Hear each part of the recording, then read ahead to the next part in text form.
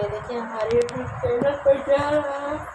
छठ पूजा एक सुंदर तुलसी तुलसी छठ कराने वाला है।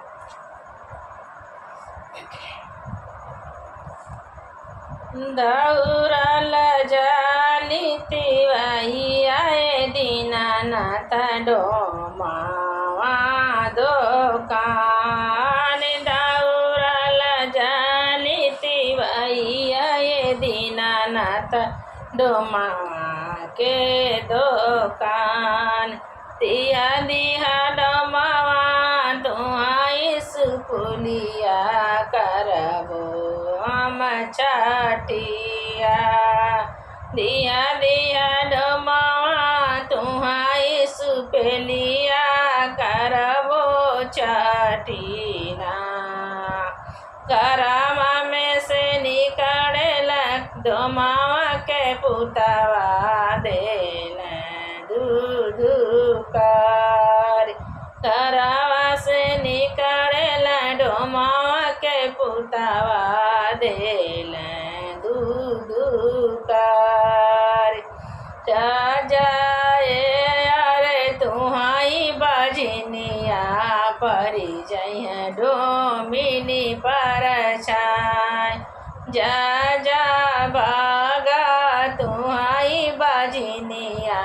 परी जय डोमिनी पर छाय होई जय डोमिनी हो और बजनिया भागी जा दुकान से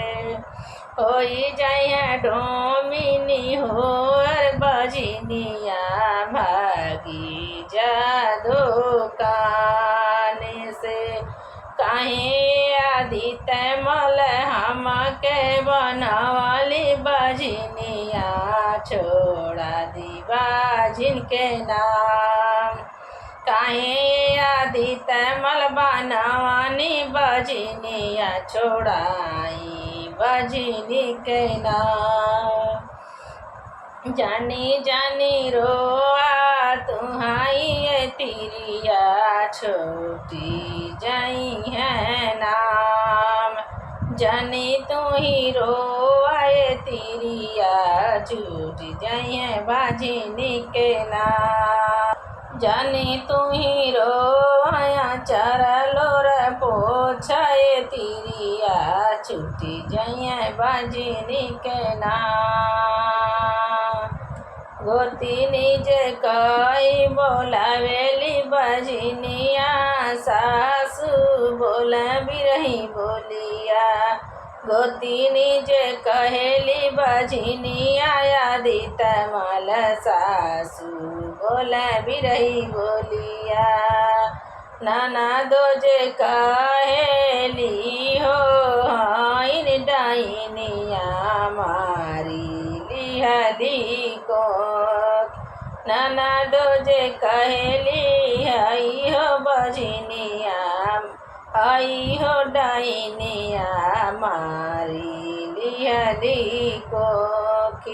काहे आदित मल सुनत नइखिन बजनी के नाम दी मेटाई काहे आदित मल सुनत नइखिन बजनी के नाम दी मेटाई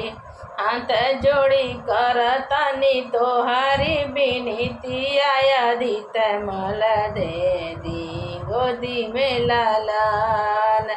हाथ जोड़ी तोहरी करतन बिनती आदित मल दे दा गोदी में लालन।